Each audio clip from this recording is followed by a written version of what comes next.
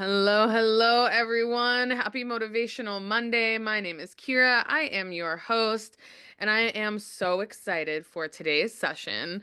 And before we get started, I guess I have a few announcements, but before we get started, I want to know how your sleep journey has been.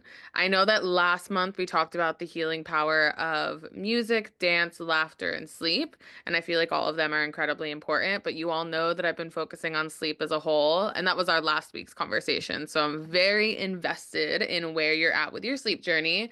And again, the intention isn't to just like learn something and all of a sudden be perfect. The intention is to learn something and start putting thought into it and start developing new ways that we see our world or new ways that we interact with our own experience, whatever it is.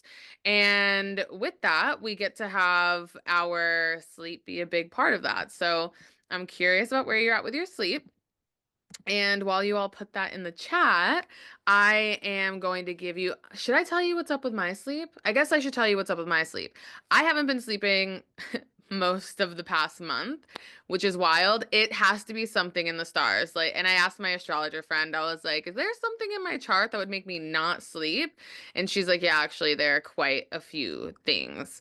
And I'm a little bit more like hippy dippy woo woo, like super spiritual, super indigenous wisdom person. And it's interesting because I had two goals in February, learn Spanish and get some sleep. And even though I didn't get a lot of sleep in February, I put together all of the perfect routines so that once my body is ready to sleep, I am going to be sleeping. So that means I mouth tape every night. I wear my 100% blue light blockers once the sun sets. I wear a neck brace to sleep. Like I literally sleep with a neck brace. I have a silk eye mask that I just bought that I use so that I don't have any light coming in and waking me up. I take magnesium every night. What else do I do? Currently, I'm also adding melatonin and CBD just because my sleep hasn't been great currently. But those are the things that I'm doing. So, Maria, I sleep maybe 5 hours a night. If you're interested, I would suggest watching last week's Motivational Monday. We talked about the actual science of sleep and how important it is for our bodies and the way that it works and how, like, the amount of time we sleep is really important, all of that. So I would suggest if you have time and space and feel like learning and feel like becoming a better sleeper, um, yeah, I would suggest maybe watching that. Oh, and also I get 8 to 9 hours of sleep currently as a default.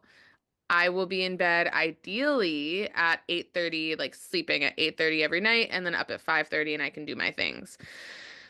And I think that's all. I think that's all that I do for my sleep. But I was journaling about it this morning because I was exhausted after not sleeping. And I was like, it's wild that, like, even though my intention was to get a bunch of sleep, I didn't necessarily do that. But everything that was in my control, I took control of. And that felt really good because, there's only this whole entire world that we live in, there are only a few things that we can actually control.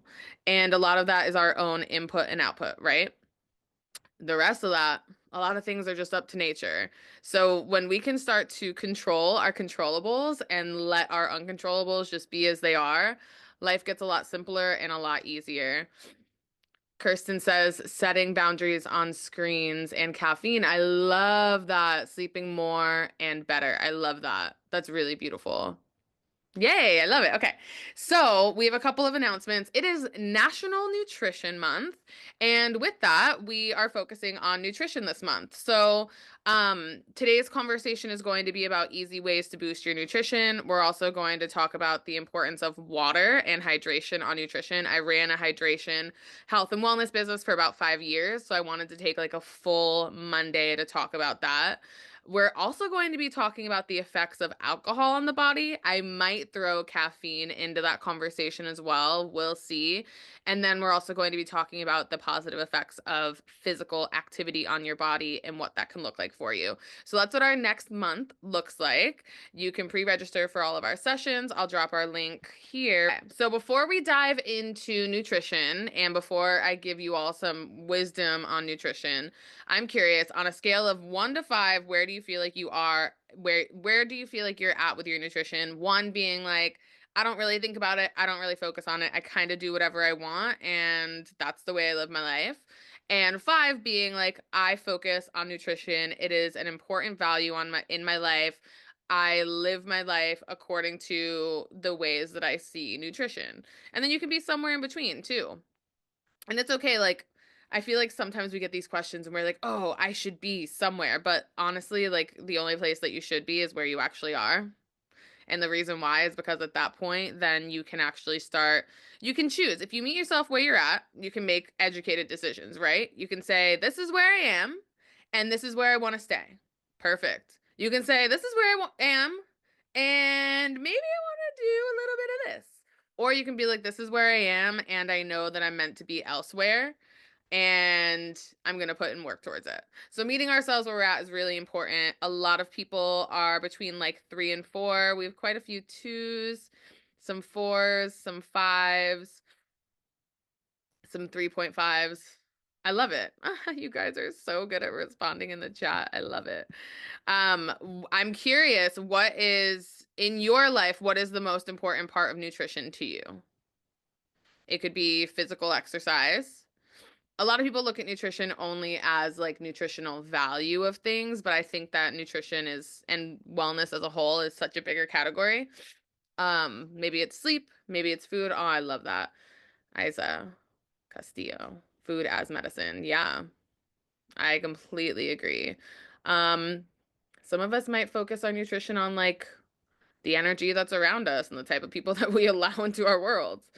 Decreasing inflammation so my body doesn't hurt. That is a beautiful one. A beautiful, beautiful one. I love it. Food is fuel, but I need it to be yummy and spicy. I feel you, minus the spiciness. So we'll talk about a little bit of my nutrition journey and some nutrition facts, and I'll drop in my own experience with spicy food, Maria. No, maripaz, just because it's a funny one. Um, Maria, eating better to have more energy to keep up with my grandkids. It's real. I love it. Okay, so we're gonna dive right in. If there's anything that you want to say, anything that comes through, any questions that you have, please ask at literally any point. There are the basics to nutrition, right? Get more sleep, drink more water, eat more fruits and veggies, be more active. And a lot of that is really it's broad, right? It doesn't necessarily give us like a true map or a true foundation. And a lot of nutrition as a whole is we've been taught that there's one way to be, right? That there's like the normal and then the outside of normal. But we're starting to see men and their nutrition needs are different than women and their nutrition needs. We're starting to see that people with different blood types have different nutrition needs.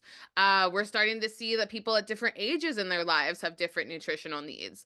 So all of that to say is that I don't get too deep into nutrition when we're doing a hugely general conversation where there's so many of us in this conversation right now. However, we will talk about some general things about nutrition that you can start thinking of and focusing on for yourself and grow from there and just develop your own experiential journey. So, and there's a lot of misleading information out there. There's always been misleading information, but nutrition and health and wellness are some really big categories of information that are circling around. And I say do your best. I've had nutritionists in the past, I've had holistic doctors in the past, I've had the whole entire thing. And even through that, I had to find my own journey. So, with my nutrition story, I've always been relatively healthy. My parents owned restaurants while I was growing up. So, we always, and it was like really nice restaurants. Mediterranean food, which the Mediterranean diet is a great diet. And we'll actually talk about that at some point during this conversation today. And my mom always cooked home cooked meals every single night, like very Italian mother. Every night dinner was on the table. It was great. So it wasn't until mm, it wasn't until I was 19 maybe that I started having digestive issues. And I started becoming lactose intolerant. I started being a little less tolerant to spicy foods. But one of the biggest things that was happening is that I felt like I was getting stabbed in my left shoulder blade 24/7. It felt like there was a knife hanging out of me at all times. And I didn't know that that was linked to digestion until I started getting a little bit outside of the Western medical system and more into like Eastern philosophies, the way that Chinese medicine works in the body. And that part of your body, your left shoulder blade, is directly correlated to your, I think, large intestine. So your digestion, right? And I was having digestive issues. Um, I had moved to North Carolina. I had started seeing a chiropractor here, and he was really good about, I don't know if anyone's ever done muscle testing, where if you hold something that's good for your body, like, and they press down in your arm, it doesn't move. But if you hold a supplement that's not what your body needs, your body, like your muscle will get really weak. So he did muscle testing and had me on supplements and had me on a really, really restrictive diet. My skin wasn't glowing, my memory was bad, I wasn't sleeping well. I don't think I had my period for like 4 months. So there was just a lot going on that I thought was normal, but then I learned wasn't normal. So I was on a super restrictive diet, no alcohol, no spicy foods. There were like only 10 things I could eat. It was crazy. And it didn't really fix the problem. I had IBS, and then once that was healed, I had leaky gut, and it was just like one thing after another. So I ended up researching health. I ended up getting into the water world and educating on water and learning all of that when it comes to health, which is why we'll have a whole day dedicated to it. But I went vegan for a few years. I was fruitarian for a little bit, which is where you only eat fruit. And then I went pescatarian, and now I basically just eat like a protein focused diet. But I was sitting there last night at like 8:30 at night, realizing that it's been a few years since I've had digestive issues. And it's been really great to realize that. I focused on a few things, but it took me probably about a decade to figure it out and to get to a place where my body feels really good and where I put good things into my body. So, with that, nutrition can just be a complex journey. It's so much more than the fruits and vegetables that you put into your body. And that is something that we will be talking about. But also, there are things like magnesium deficiency where if you're deficient in magnesium, it can deplete your body's ability to digest food. It can diminish your sleep. It can do a lot of different things. It can bring down your mood, just so much. Sleep deficiency does very similar things. Dehydration does very similar things. We are also looking at hormone imbalances in both men and women are starting to be normal things that we're seeing. But also, women, something I wanted to say for National Nutrition Month is a couple of things. How many of you women, and not, if it's a bunch of you, that's perfectly fine. If it's none of you, that's perfectly fine. But how many of you women drop 111 in the chat if you intermittent fast? So for people who don't know what intermittent fasting is, it's usually like a 16-8 window. So for 16 hours out of the day you don't eat, 8 hours out of the day you do eat. And it puts your body, when your body's fasted, so when your body's digesting, it uses about 80% of the energy in your body. But when your body's not digesting, all of that energy goes towards everything else.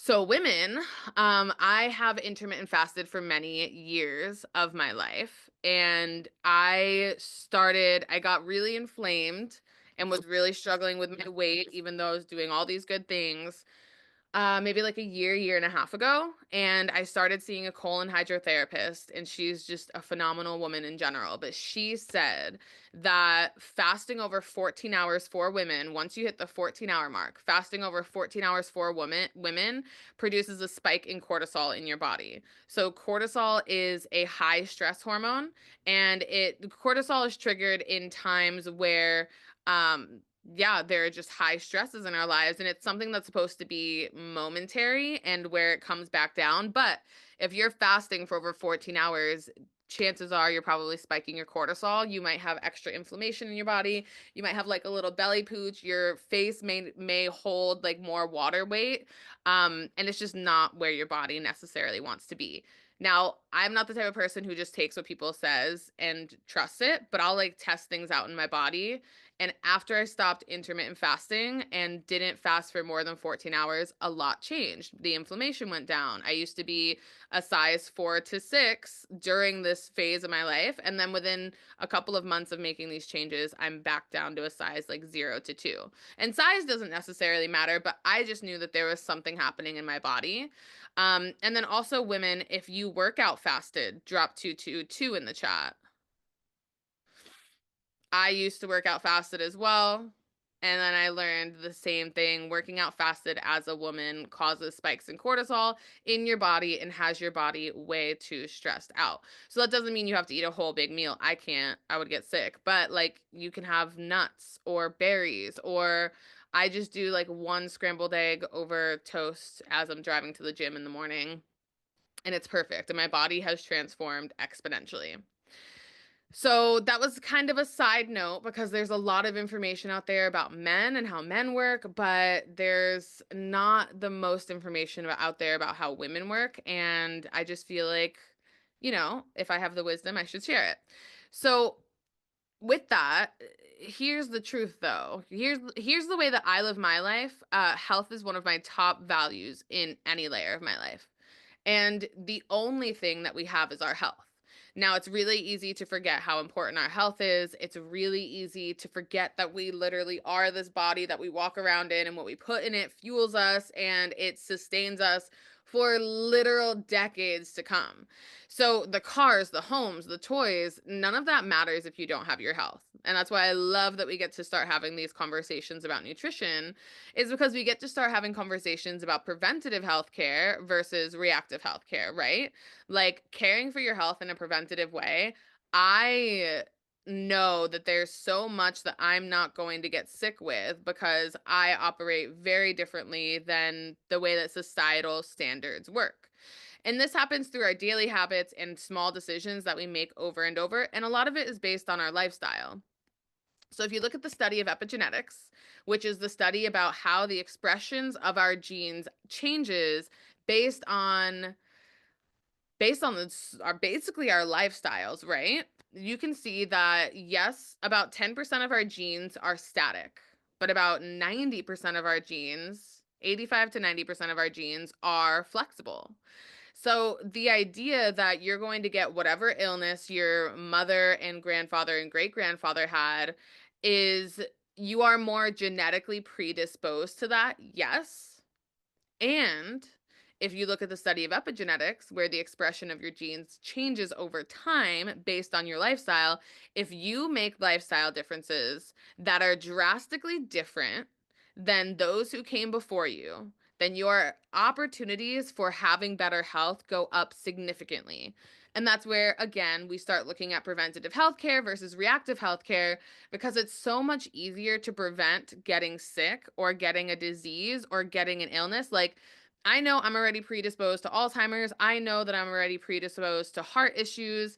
I know that I'm already predisposed. I think those are like the main things. Those are the main things. So what do? I'm only in my 20s. Been doing things for the past decade that combat both of those two areas. Oh, and diabetes.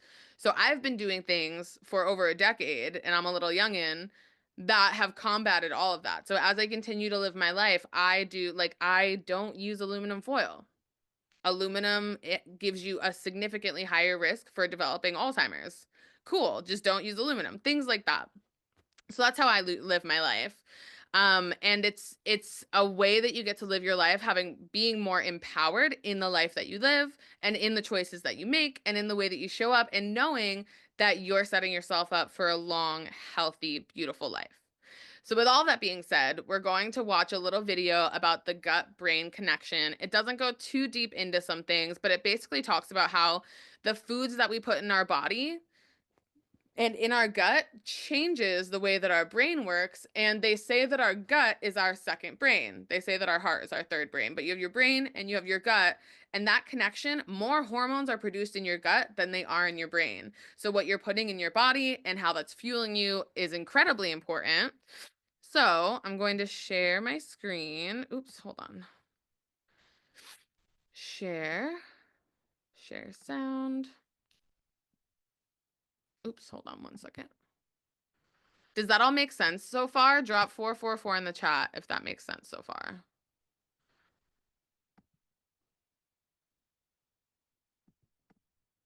Okay, cool. Yay. Awesome.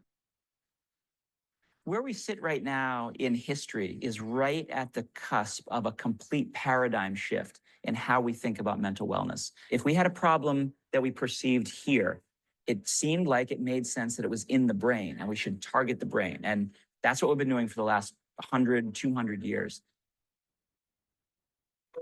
What we're realizing now is that maybe that isn't our primary target. And what we're seeing here in the brain is a secondary effect of something else that's happening in the body. And what we've just learned in the last 5 to 10 years is that, yes, that is a secondary effect. The primary effect, and therefore the primary target, is in the gut. That's the second brain. That's where we have 100 trillion bacteria in our intestines. That number is more than there are stars in the galaxy, in the Milky Way. So the gut microbiome makes more serotonin than the brain does. That's the feel-good neurotransmitter. It makes more dopamine than the brain. In order for these neurotransmitters in the gut to have their effect in the brain, they have to be able to communicate with each other. And they do that through chemicals that the gut makes, chemicals that the bacteria make, that travel throughout the body, that signal through the nervous system, that signal through the immune system. This idea of the gut-brain axis, targeting the brain, but targeting the second brain in the gut, and then targeting the communication network between them, that axis, that's really the forefront of medicine these days, and the forefront of science, and the forefront of how we're going to actually get ahead of all of these mental wellness issues and have a benefit in people's lives. So, before we dive into a couple of other things I wanted to talk about, do you have questions about the gut brain axis, or does it make sense to you? Do you have comments? Anything along those lines? Because I can answer a little bit. I don't know too much, but I know probably more than like your standard person walking across the road. And at least just the message of that is, hey, what you put in your body significantly impacts you. And that I think is more than enough. Like my health journey started, it was 7 o'clock in the morning. I was a freshman in college. I was eating brown sugar cinnamon Pop Tarts. And my teacher looked at me. I was in the front row. My teacher looked at me and he doesn't say, like, that's not healthy for you.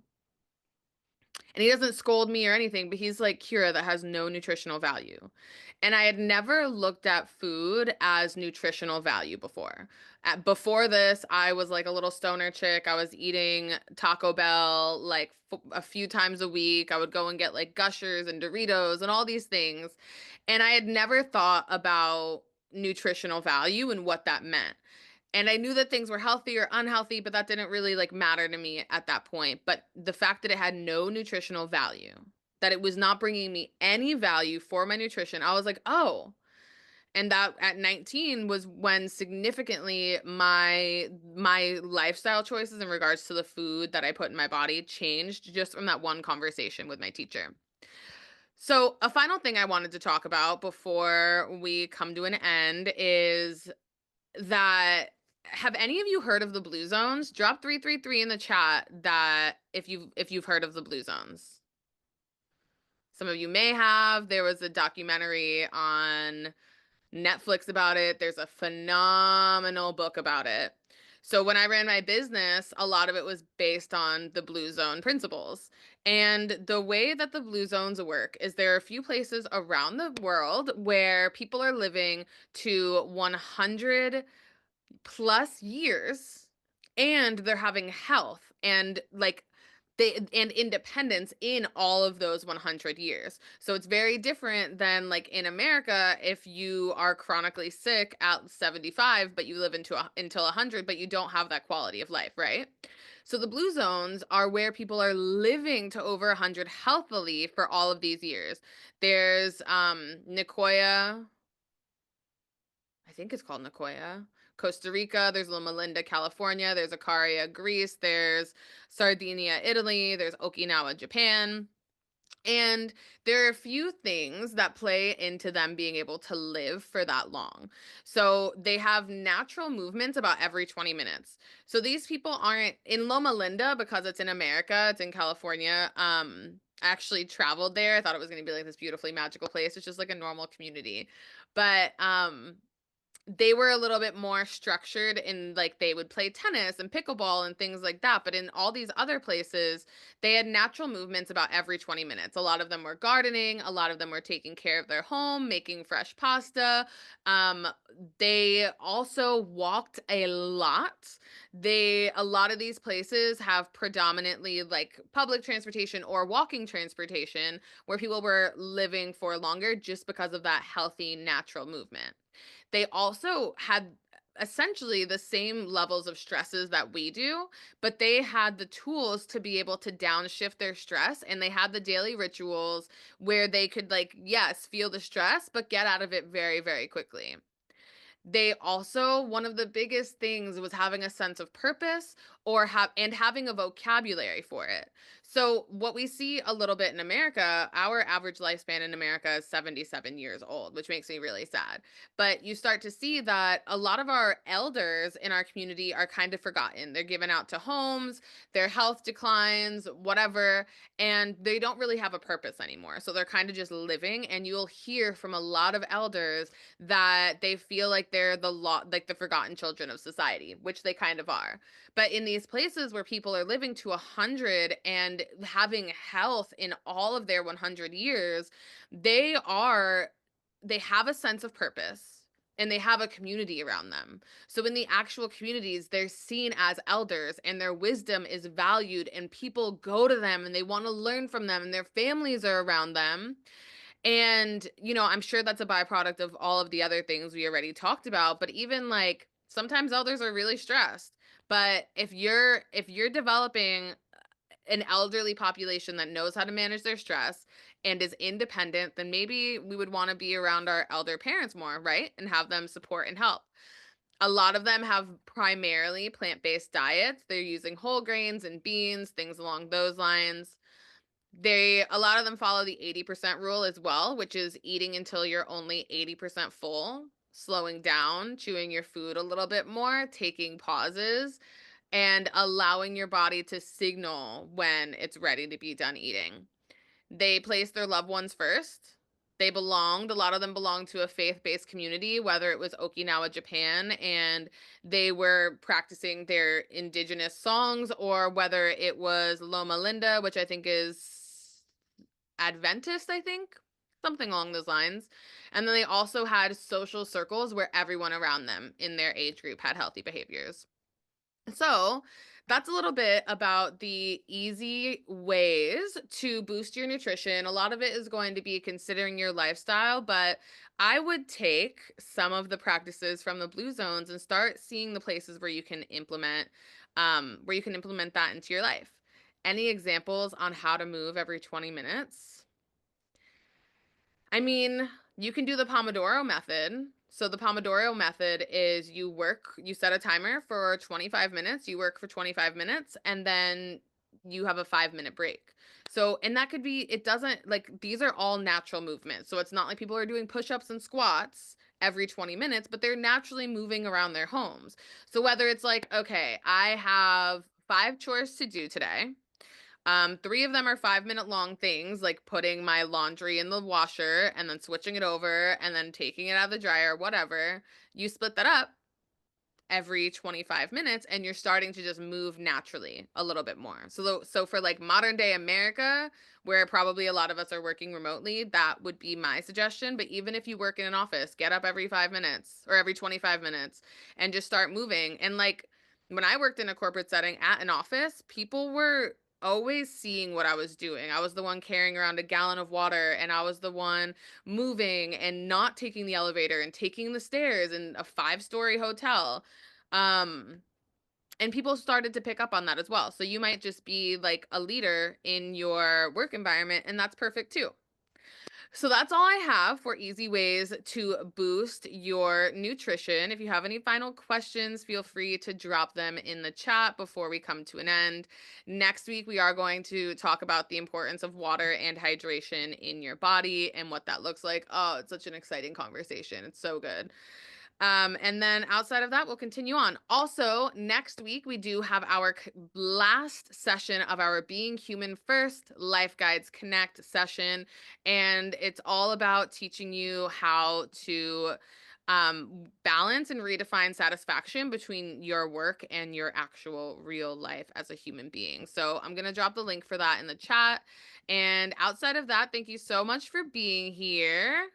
It is always a pleasure and a joy, as you know. And if this was valuable to you, share the registration link. It's in the email every Monday. Share this with people that you work with and let them know that there's valuable conversations that they could benefit from. Okay. I think that's all I have to say. Outside of that, have a beautiful week. I will see you next Monday and just start thinking about these things, right? And maybe we can boost our nutrition this month. Okay. Bye, everyone.